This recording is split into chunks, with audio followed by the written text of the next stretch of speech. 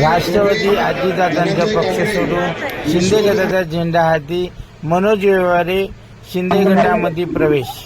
10 जुलै 2099 रोजी राष्ट्रवादी काँग्रेस पक्षाची स्थापना झाली। त्या स्थापनेमध्ये राष्ट्रवादी काँग्रेस बरोबर काम करतोय आदरणीय अजितदादा होते, तोपर्यंत काम करायला प्रचंड बळ मिळालं।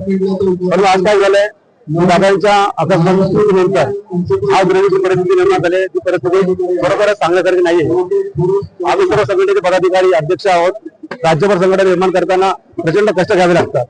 विद्यार्थी काँग्रेस असो, युवक काँग्रेस असो, युवक काँग्रेस असो, कामगार संघटना असो, विविध मुद्द्यावरती विविध क्षेत्रामध्ये काम केलं। हे काम करताना बऱ्याचदा वरिष्ठांचं मार्गदर्शन मिळालं, सहकार्याचं सहकार्य लाभलं। परंतु आता आम्हाला दादांच्या मृत्यूनंतर निधनानंतर जी परिस्थिती ओढवली पक्ष संघटनेमध्ये, ती काहीशी आम्हाला अस्पष्ट जाणवते।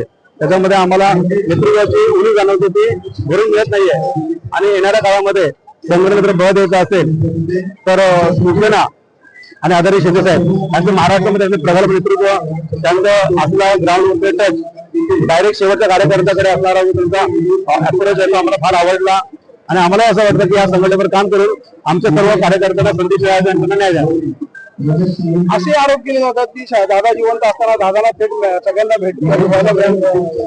थेट संधी मिळायची, परंतु वहिनी आल्यानंतर कुठेतरी भेदभाव व्हायला लागलेला आहे। आपण याचा अनुभव घेतलाय का? हो, आम्हाला स्वतःला त्याचा अनुभव आलेला आहे। आदरणीय दादा होते, आम्ही त्यांच्यावर प्रचंड काम केलेलं आहे। काम करताना दादांकडे बिनदिक्कत कुठलाही पूर्व अपॉइंटमेंट आम्हाला जाता येत होतं। पण आता अशी परिस्थिती ओढवली की आदरणीय सुरेश वहिनी फार चांगलं काम करतात। आमच्या शुभेच्छा नेहमीच असतील।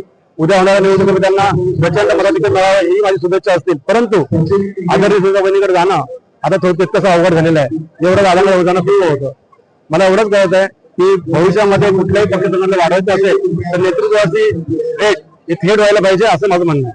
नेतृत्वाचा विषय आल्यावर आपल्याला असं एकनाथ शिंदेच्या पक्षामध्ये त्या पद्धतीची वागणूक मिळेल। माझ्या सर्व सहकार्यांना ते न्याय देतील आणि येणाऱ्या काळामध्ये नवीन कार्यकर्त्यांना जोमाने काम करायला संधी मिळेल। आपण याला पक्षाला वाढवण्यासाठी कशा पद्धतीने पुढची वाटचाल करणार? ज्याप्रमाणे आम्ही राष्ट्रवादी काँग्रेस पक्षामध्ये काम करत होतो, विविध संघटनांमध्ये काम करताना आता मी शेवटचं असंघटित कामगार विभागाचा अध्यक्ष म्हणून काम करत होतो राज्य स्तरावरती। आदरणीय शिंदे साहेबांची आमची चर्चा झालेली आहे। आदरणीय श्रीकांत शिंदे साहेबांची आमची चर्चा झाली। दोघांनी आम्हाला शब्द दिलेला आहे की तुम्हाला तिथे ज्या भूमिका मिळालीत त्या भूमिका तुम्हाला इथे पुन्हा आम्ही पुनर्वसन म्हणून तुम्हाला संधी मिळेल। तसेच तुम्हाला यापेक्षाही चांगली संधी आणि अजून ताकद देण्यात